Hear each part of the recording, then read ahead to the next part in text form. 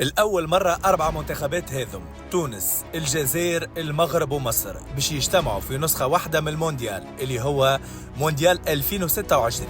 الجزائر ترجع للمونديال بعد غياب 12 سنة كاملة إثر فوز على الصومال في وهران 3-0 وتتأهل للمرة الخامسة.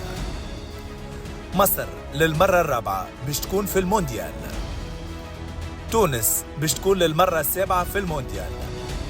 المغرب ترشحت للمرة السادسة وفيهم إنجاز مركز رابع في مونديال قطر 2022.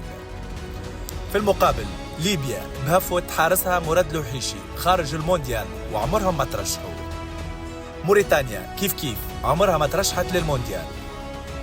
السؤال المطروح: زعما يجي نهار ومنتخب عربي يهز كاس العالم؟ خلينا رايك.